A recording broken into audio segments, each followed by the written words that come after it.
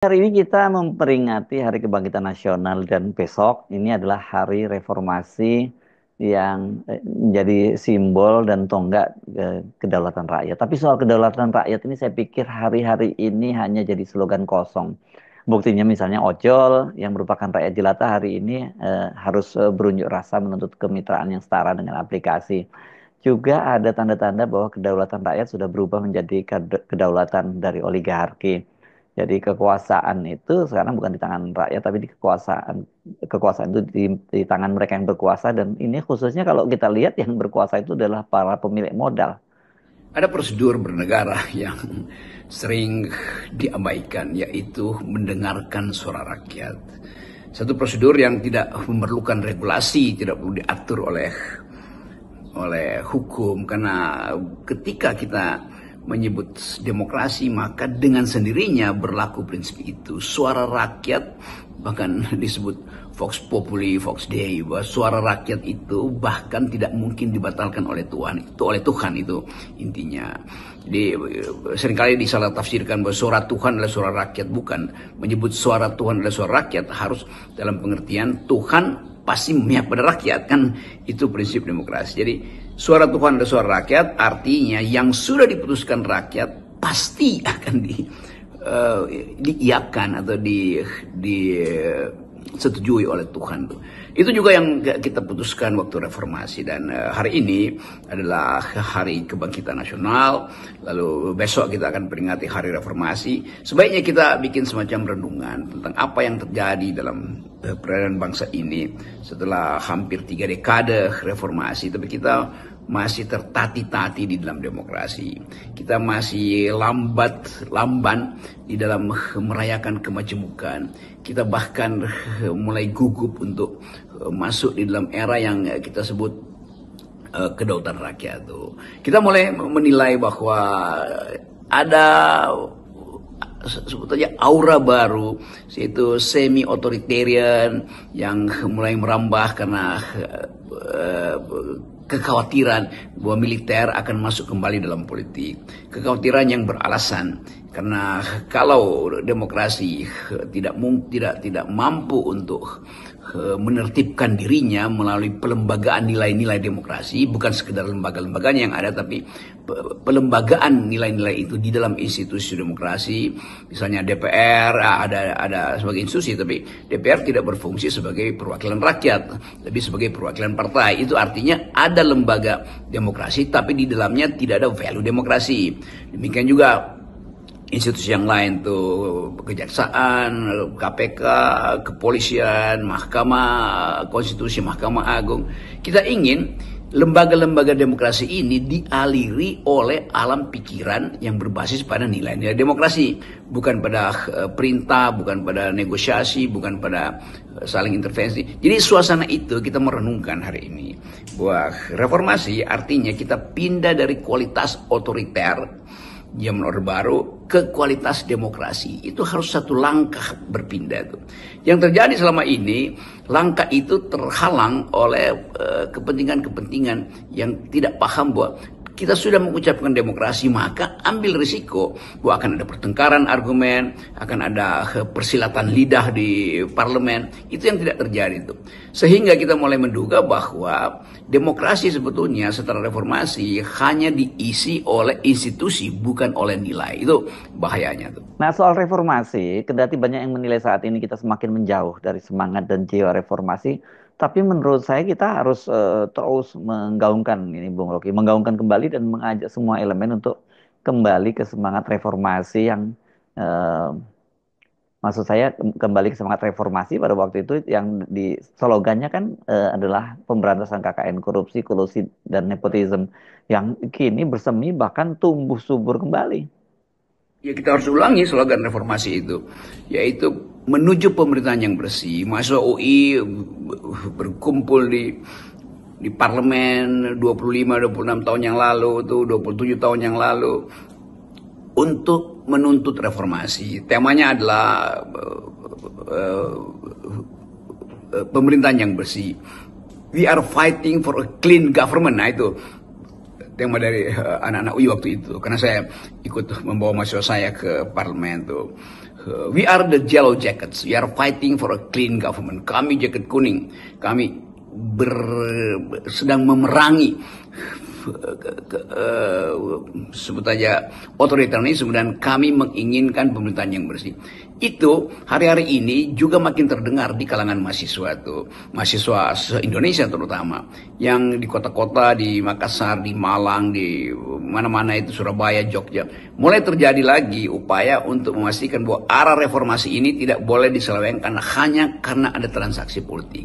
Dan itu yang membuat kita percaya bahwa gerakan masyarakat sipil akan menjadi penopang kembali gerak ke arah demokratisasi, gerak ke arah kemakmuran. Nah, Presiden Prabowo mengerti itu. Saya kira dia mengerti atau harus mengerti bahwa dalil dari reformasi adalah pemerintahan yang bersih.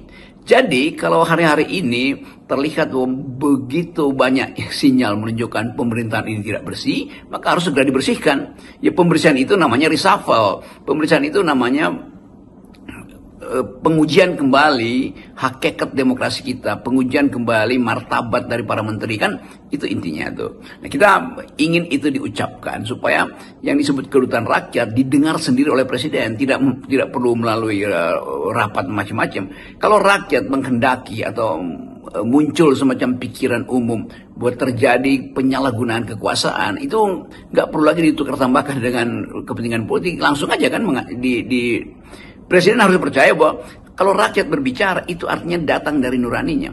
Kalau oposisi berbicara itu juga datang dari kehendak untuk membersihkan pemerintahan. Apalagi kalau oposisinya datang dari masyarakat sipil, apa kepentingan masyarakat sipil? Ya untuk kepentingan dia sendiri kan. Nah, oposisi dari kalangan LSM ini justru yang paling murni karena dia tidak punya kepentingan kekuasaan. Kalau oposisi dari partai ya pasti punya kepentingan transaksi. Jadi kalau mahasiswa beroposisi, kalau pers akhirnya menemukan jejak-jejak korupsi di kabinet, ya Presiden Prabowo langsung putuskan aja bahwa apa yang diucapkan rakyat itu saya mengerti. Bahwa ada prosedur hukum itu ada soal teknis. Tetapi secara etis, kalau 2-3 menteri, 4-5 wamen, 7-8 dirjen, itu disebutkan terus oleh rakyat karena tidak mampu untuk menghasilkan keadilan, maka harusnya sudah diberhentikan. Kan dasarnya itu kan. Jadi beberapa menteri yang sekarang sedang bermasalah, Menteri Kesehatan, Menteri Koperasi, Menteri Agama yang kasusnya seolah-olah didiamkan, beberapa menteri lain yang tidak mampu untuk membaca kehendak rakyat dan tidak mampu untuk menerjemahkan ideologi ekonomi presiden, ya harusnya sudah, ya mungkin mengundurkan diri itu panjang, harusnya tahu bahwa presiden menginginkan ada perubahan. Jadi sekali lagi kita mau coba bayangkan bahwa keadaan hari ini menuntut sebetulnya ketergesa-gesaan bukan, tetapi kedaruratan sudah terjadi. Dan kita melihat bagaimana presiden bereaksi. Kalau terlalu lama itu artinya akan dianggap presiden sedang bertransaksi dengan partai-partai yang menyodorkan menteri-menterinya, dan itu akan membuat legitimasi presiden menurun karena publik menuntut percepatan keyakinan, percepatan harapan. Anda tadi menyinggung soal reshuffle yang mutlak harus dilakukan oleh Presiden Prabowo jika ingin kembali menghidupkan semangat reformasi. Ada kesan tapi Pak Prabowo ini maju mundur kalau udah soal bicara reshuffle ini. Sekarang makin jelas pengkondisian untuk reshuffle. Karena beberapa kasus yang betul-betul mencengangkan. Ada banyak hal. Kasus Pertamina itu pasti berurusan dengan Menteri BUMN. Kasus judi yang kemudian menyebut nama Menteri Koperasi. Yang sebelumnya ada Menteri Informasi. Yang kemudian menyeret semacam pertengkaran antara Menteri Koperasi dengan Menteri dari PDIP. Pak BG, Budi Gunawan. Jadi kita melihat ada hal yang betul-betul bukan sekedar dinamis, tetapi katastrofis itu. Artinya dapat memecah belah kondisi awal kabinet yang baru 1 semester. Demikian juga Saudara Menteri Kesehatan, dan kita mulai menduga bahwa di belakang menteri-menteri ini ada sponsor-sponsor elit. Hal-hal yang memungkinkan kita mencoba membaca kecemasan rakyat melihat kalau Presiden Prabowo terlambat untuk memangkas atau membersihkan kerak-kerak di dalam birokrasinya, itu dia akan tertawan oleh negosiasi politik di antara elit. Sementara kebutuhan rakyat itu mendiktekan untuk dilakukan percepatan. Nah, kita mencoba terus-menerus mengingatkan Presiden bahwa urgensi legitimasi itu datang justru dari kecepatan mengambil keputusan. Kan keputusan itu juga yang ditunggu oleh investor, financial player yang lagi nongkrong di Singapura, mungkin membaca bahwa kok dinamika politik Indonesia makin lama makin mengarah pada ketidakpastian. Sistem hukum hanya sekedar dipakai untuk alat tukar tambah kebijakan. Dan itu sinyal pertama bahwa tidak ada investor yang mau masuk ke Indonesia.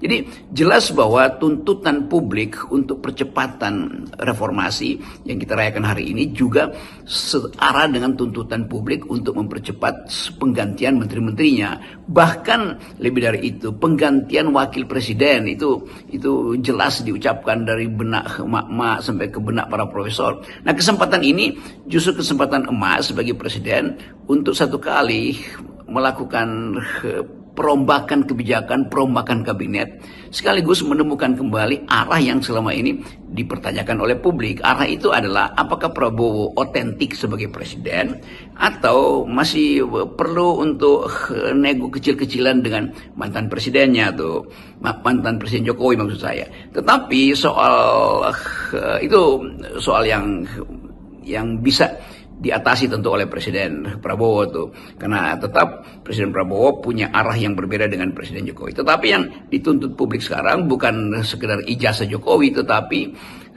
perlindungan Jokowi terhadap putranya, yaitu Wakil Presiden Pak Gibran hari ini, yang juga sedang dipersoalkan status pendidikannya tuh. Nah, semua itu dituntut untuk dibenahi secara cepat-cepat. Jadi kelihatannya publik tidak lagi mau melihat mana yang konstitusional, mana yang tidak konstitusional, tapi publik melihat bahwa ada urgensi. Nah, urgensi itu yang harus dibaca secara lebih cepat oleh Presiden. Karena semua urgensi politik, kalau dia ditunda, dia akan menjadi transaksi. Nah, transaksi itu akan jadi alat untuk tidak menyelesaikan masalah. Selain soal reshuffle, yang juga banyak disoal adalah posisi Wakil Presiden Gibran Rakabuming yang didesak untuk dimakzulkan gitu ya, karena ini basis legitimasinya rendah, belum lagi juga basis kalau Anda menyebutnya kan ini bukan hanya soal ini soal dukungan, ini kan bukan hanya soal yang tercermin dalam hasil pemilu kemarin yang banyak dicurangi, jadi ada antara elektoral dengan realitasnya yang sekarang enggak match gitu, dan kemudian juga persoalan kapasitas dari Wakil Presiden Gibran Rakabuming yang banyak sekali dipertanyakan. Bahkan senior-senior TNI itu, para purnawirawan kan, kekhawatiran mereka ini adalah kalau sampai kemudian terjadi apa-apa pada Pak Prabowo dan kemudian yang menggantikan itu adalah Gibran Rakabuming. Ya, tentu akhirnya kita hanya ingatkan bahwa ini adalah hari reformasi. Kita tahu bahwa Presiden Soeharto turun atau jatuh dari jabatannya karena dia mengundurkan diri, dan itu etika yang bagus tuh. Karena beliau tahu bahwa dia tidak lagi diinginkan oleh rakyat. Kan tidak ada proses impeachment pada Presiden Soeharto. Tiba-tiba Presiden Soeharto pada waktu itu di era reformasi 98 mengerti bahwa dia tidak lagi didukung oleh rakyat. Maka atas nama etika politik, kendati dia tahu bahwa dia masih bisa mengerahkan seluruh kekuatannya, tetapi berhadapan dengan fakta bahwa opini publik sudah tidak lagi mendukung Presiden Soeharto, maka Presiden Soeharto menyatakan dia mengundurkan diri. Itu satu pelajaran bagus tuh, dan pelajaran itu yang juga ditagihkan sebetulnya pada pemimpin-pemimpin hari ini, termasuk Wakil Presiden tuh. Jadi kelihatannya kondisi atau pengkondisian ke arah pemaksulan itu akan berjalan terus. Dimaksulkan lewat apa? Ya bisa aja lewat sistem konstitusi itu, yaitu diproses di DPR, tuh masuk ke Mahkamah Konstitusi, balik lagi di parlemen. Tapi itu kan satu proses yang konvensional. Nah, faktanya sudah makin banyak orang yang menginginkan Pak Wakil Presiden itu berhenti karena kapasitasnya tidak ada di dalam upaya mempercepat reformasi, mempercepat pembangunan ekonomi, atau mengambil beberapa tugas strategis Presiden. Tentu Presiden Prabowo tidak mungkin menyebutkan sinyal itu, tapi publik menangkap itu bahwa Pak Gibran tidak punya kapasitas di situ. Oleh karena itu satu proses politik harusnya menghasilkan semacam kesadaran mengikuti tradisi reformasi, yaitu ketika Presiden Soeharto dengan legalitas yang sangat kuat karena masih terpilih 70-80% waktu itu, dan tidak sampai dalam 1 tahun legitimasi hilang itu. Jadi sekali lagi kita hanya ingin menerangkan bahwa proses-proses yang disebut perubahan politik itu tidak harus melalui sistem yang disediakan, ya seolah-olah perlu ada konvensi bahwa DPR akan mengikuti proses waktu. Nah, itu prosedur yang teknis saja, tetapi tuntutan etis sudah final bahwa bukan hanya karena suara para purnawirawan, tapi suara mahasiswa sudah lebih dahulu menerangkan dari 2 tahun lalu bahwa proses terpilihnya Gibran itu bermasalah secara etis. Mungkin secara konstitusi iya, tapi kita tahu bahwa Mahkamah Konstitusi diberi teguran etis atau punishment etis oleh Jimli Asidik waktu itu kan. Jadi dari awal ethics first. Jadi kalau ethics first artinya ya udah prosedur-prosedur teknis mengikuti aja. Jadi sekali lagi mata etis publik menilai bahwa wakil presiden harusnya, kalau pakai istilah tahu diri mungkin terlalu nggak enak, harusnya paham bahwa dia sudah kehilangan pulung dalam filsafat Jawa misalnya. Artinya dukungan etisnya udah tidak ada.